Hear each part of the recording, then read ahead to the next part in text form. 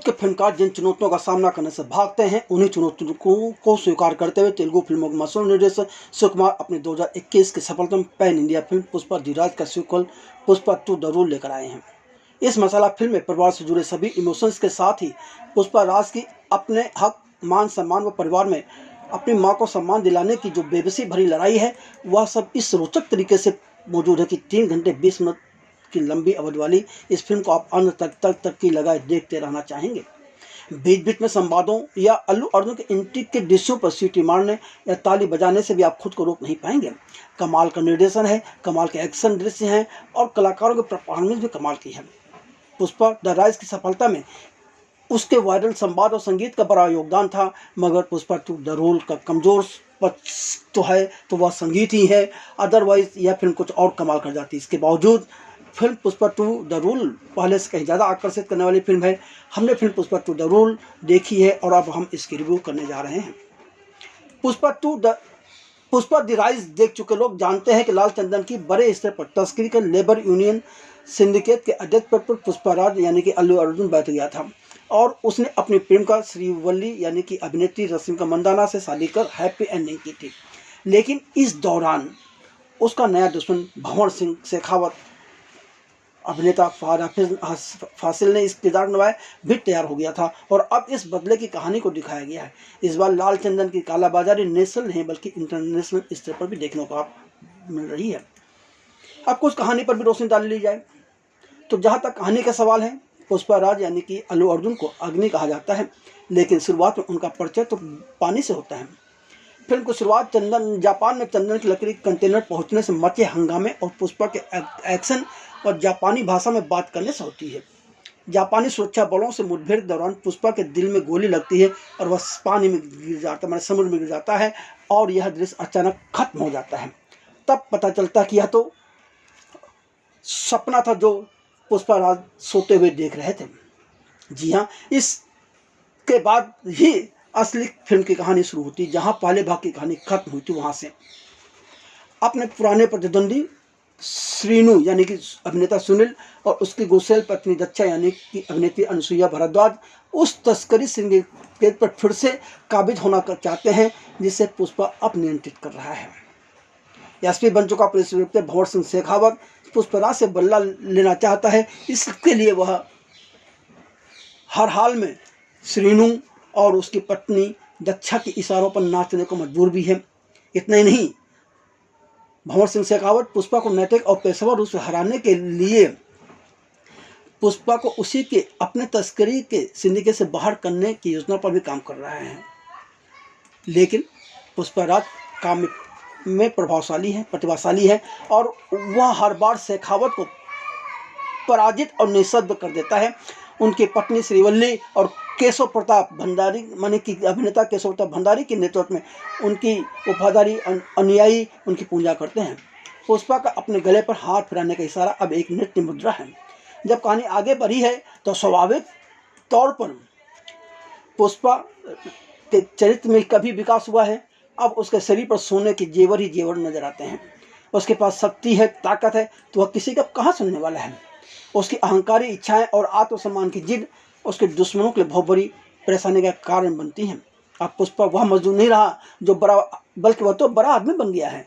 आज वह अपने आप को इंटरनेशनल स्मगलर समझता है, लेकिन आज भी श्रीवल्ली जिस किरदार को रश्मिका मंदाना ने निभाया है, उसे अपनी उंगलियों पर नचाने से बाज नहीं आ रही हैं।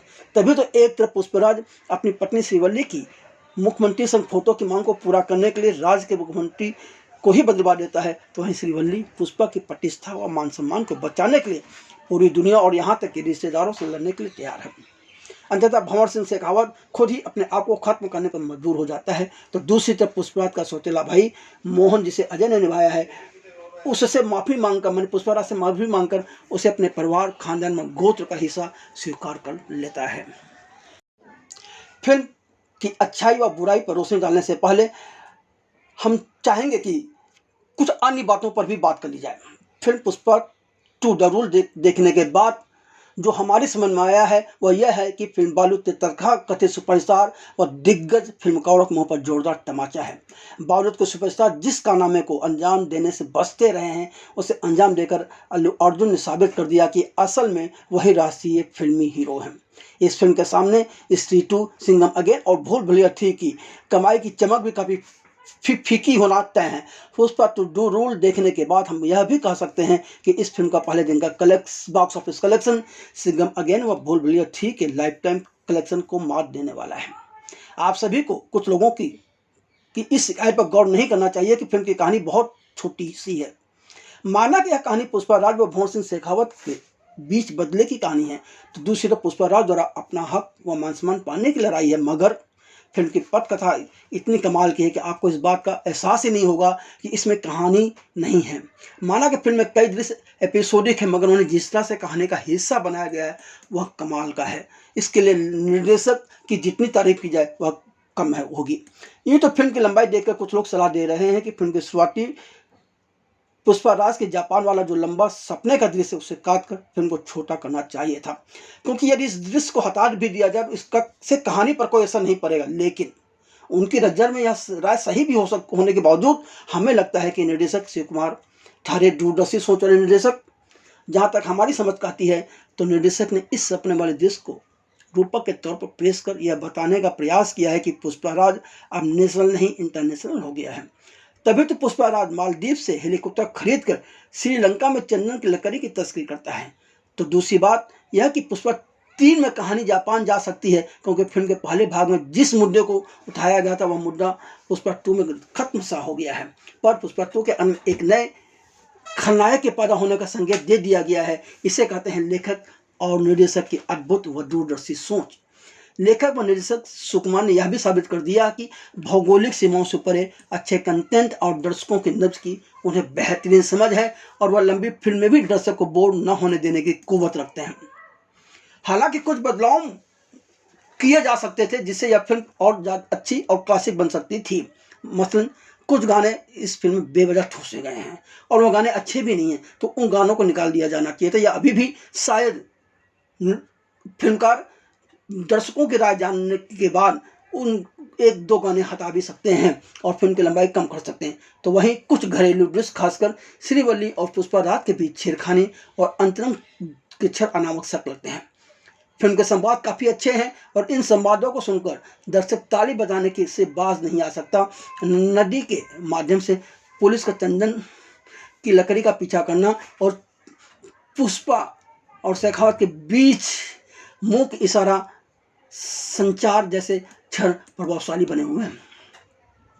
फ्लावर समझे क्या, फायर है मैं जैसे संवाद में अल्लू अर्जुन का स्वैग दर्शकों को ताली बजाने पर मजबूर करता है। बॉलीवुड तो आम इंसान को पसंद आने वाला सिनेमा बनाना ही भूल चुका है। फिल्म में एक्शन व सेक्स दोनों है, मगर एनिमल से लाख गुना अच्छी फिल्म है पुष्पा 2 द रूल, और हर सीन जायज़ नज़र आता है। पुष्पा 2 द रूल की सबसे बड़ी खासियत यह है कि इस फिल्म का एक भी एक्शन दृश्य ऐसा नहीं लगता कि जबरन ठूसा गया या क्यों आ गया, और न ही श्रीवल्ली व उनके जो वल्गर सीन भी हैं या अंतरंग दृश्य भी हैं वह ऐसा नहीं लगता कि नहीं होने चाहिए थे। हाँ, फिल्म की लंबाई को कम करने के लिए इन सीन पर कैंची चलाई जा सकती थी। दक्षिण की फिल्मों से आप सभी लोगों को अक्सर शिकायत आती है कि उनकी फिल्मों में महिलाओं को सम्मान नहीं दिया जाता या महिला किरदार बहुत सशक्त तरीके से पेश नहीं किए जाते हैं। महिला किरदार हमेशा शोपीस की तरह नजर आते हैं, मगर अल्लू अर्जुन और सुकुमार ने जरूर सरप्राइज किया है इस फिल्म में। इन दोनों ने इस फिल्म में कुछ ऐसा कर दिखाया है जिसे करना किसी भी बॉलीवुड के सुपरस्टार के लिए तो आसान हो ही नहीं सकता, पर अल्लू अर्जुन ने हिम्मत दिखाई है। बॉलीवुड का सुपरस्टार फिल्म में अपने किरदार की पत्नी के पैर छूटे हुए या उसके पैर में बलहम लगाते नजर नहीं आ सकता, लेकिन फिल्म में नारी सशक्तिकरण के साथ ही नारी सम्मान का सबसे बड़ा मुद्दा प्रभावशाली ढंग से जो उठाया गया है वह भी बिना भाषण की वह कमाल की है। इतना ही नहीं, यह फिल्म पुष्पराज को अखिल भारतीय नायकों से इस तरह अलग करती है कि वह स्वाभाविक रूप से एक फूल है। उसे अपनी माँ के प्रति अपना प्यार व्यक्त करने के लिए इसे इसकी घोषणा करने की या भाषणबाजी करने की जरूरत नहीं पड़ती कि वह एक माँ की दुनिया की सबसे महान योद्धा है, बल्कि पुष्पाराज के कार स्वयं सब कुछ बोलते हैं। वो अपनी भावनाओं से कटाता भी नहीं है। अपने सौतेले भाई मोलेती मोहन राज, जिसे अजय ने निभाया, के साथ एक मर्मस्पर्शी क्षण के बाद, तो जब पुष्पा टूटता है और अपनी पत्नी श्रीवल्ली की बाहों में रोता है, जबकि उस वक्त उसकी माँ सहित उसके घर की सारी महिलाएं श्रीवल्ली के इर्द गिर्द हैं। यह दृश्य शायद आपकी आंखों में भी आंसू ला दे या आपको भी इमोशनल बना दे। लेकिन निर्देशक ने जिस तरह से श्रीवल्ली को सेक की भूखी दिखाया है, उस पर आप लोग आपत्ति भी जता सकते हैं। फिल्म में कुछ वल्गर दृश्य भी हैं जिनसे बचा जा सकता था। फिल्म का सबसे अधिक आकर्षक दृश्य तो वह है जिसमें पुष्पा को देवी काली के रूप में तैयार किया गया है, जो साड़ी में लिपटी हुई है, जिसमें करुणा, रोष और निडरता का एक शक्तिशाली मिश्रण है। 15 से 20 मिनट यह दृश्य भावनाओं और एक्शन से भरपूर सावधानी पूर्वक कोरियोग्राफ किया गया है। सच कहूँ तो इस पूरे दृश्य के अंदर नृत्य प्रतिभा के साथ ही अल्लू अर्जुन ने विविधतापूर्ण भाव अपने चेहरे पर लाने के साथ ही ऐसा ड्रामा कर जो कमाल दिखाया है, उसके मेरे तो आप भी बन जाएंगे। फिल्म के हर फिल्म एक नई सोच दिखाई देती है, और यह सोच लेखक व निर्देशक की है, जो कि सिर्फ दक्षिण भारत तक सीमित नहीं है, बल्कि अब पूरी भारतीय की बात करती है। यह नई सोच पुष्पा 2 के हर सीन को खास बना देती है। मसलन फिल्म में एक सीन है जहां पुष्पा के 200 से ज़्यादा साथियों को इंस्पेक्टर शेखावत पकड़ लेता है और अपने पुलिस थाने में बंद कर देता है। दर्शक सोचता है कि अब पुष्पाराज आएगा और पुलिस स्टेशन में तोड़फोड़ कर, मारधाड़ कर अपने साथियों को छुड़ा ले जाएगा, जैसा कि आम बॉलीवुड फिल्मों में नजर आता रहता है कि वहाँ लोग गुंडे इसी तरह के कारनामे करते हैं पुलिस वालों के साथ। लेकिन पुष्पाराज अपने साथियों के इज्जत से अपने साथ पुलिस स्टेशन से छुड़ा कर ले जाता है, मगर बिना मारधाड़ किए। बल्कि पुष्पाराज जो काम करता है उसकी कल्पना बॉलीवुड के फिल्मकार कर ही नहीं सकते। फिल्म में 3 बड़े एक्शन दृश्य और कुछ तस्करी के गुण शामिल हैं, जो निश्चित रूप से BNC सेंटर के लोगों को अपनी तरफ जरूरत से ज़्यादा आकर्षित करेंगे। बॉलीवुड के फिल्मकार अपनी फिल्मों में धार्मिक दृश्यों को महज धर्म बेचने के लिए ही पिरोते हैं, जबकि पुष्पा 2 द रूल में आपको एहसास होगा कि यह धार्मिक दृश्य हमारे देश की परंपरा, रीति रिवाज को कितने बेहतर तरीके से चित्रित करते हैं। इनका मकसद धर्म बेचना नहीं होता है। पुष्पाराज द रूल में एक नहीं बल्कि 2 धार्मिक पूजा के दृश्य दिखाए गए हैं, और सभी दोनों कमाल हैं और आपको कहीं ना कहीं आकर्षित करते हैं, आपके अंदर एक अलग तरह की भावना पैदा करते हैं। अब बात कुछ तकनीकी पक्ष की, तो हमने पहले भी बता दिया कि संगीत इसका सबसे कमजोर पक्ष है, लेकिन फिल्म के कैमरामैन, जो कि पोलैंड के मूल निवासी सिनेमेटोग्राफर कुबा ब्रोजेक मिरोस्लाव हैं, वह बधाई के पात्र हैं। उन्होंने चंदन के जंगलों की इंसानियत को शहरों के कंक्रीट दिलों की वहसियत के विरोधाभास के साथ सजाने में सर्वाधिक महारत हासिल कर ली है, और इसके लिए उन्हें जितनी प्रशंसा की जाए उनकी उतनी कम है। फिल्म का VFX भी काफ़ी प्रभावशाली है, कहीं भी VFX में कोई कमी नज़र नहीं आती है। इतना ही नहीं, एक सबसे बड़ी खासियत यह है कि लकड़ी, चंदन की लकड़ी लाल होती है और दूसरी भी लकड़ी लाल, उन दोनों क्या फ़र्क है, इसको भी इस फिल्म में दिखाया गया है। पारिवारिक मूल्यों को भी उकेरा गया है। अब बात कुछ कलाकारों के अभिनय की कर ली जाए, तो जहाँ तक कलाकारों के अभिनय का सवाल है, तो हक, मान सम्मान, पहचान हासिल करने के साथ ही सौतेले भाई के साथ बचपन से ही एक अजीब तरह की लड़ाई लड़ रहे पुष्पाराज के किरदार में अल्लू अर्जुन ने यादगार अभिनय किया है। गुस्सा, बेबसी, क्रूरता, हर तरह के भावों को जितनी खूबी से अल्लू अर्जुन ने उकेरा है, वह बिरले कलाकारों के हिवस की बात है।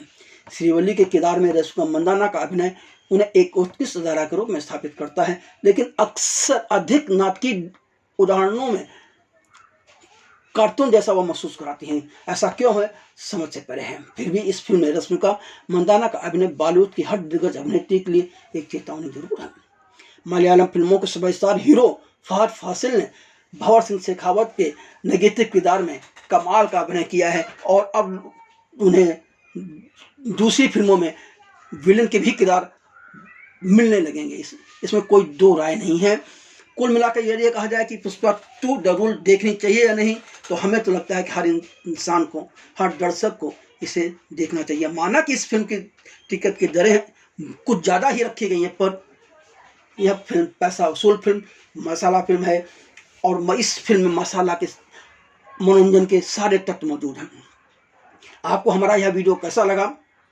अगर आपने यह फिल्म देख ली है तो कमेंट बॉक्स में लिखकर अवश्य बताएं कि आपको फिल्म कैसी लगी। आपकी राय में इस फिल्म का बॉलीवुड पर क्या असर पड़ सकता है, यह भी बताएं बिना किसी संकोच के।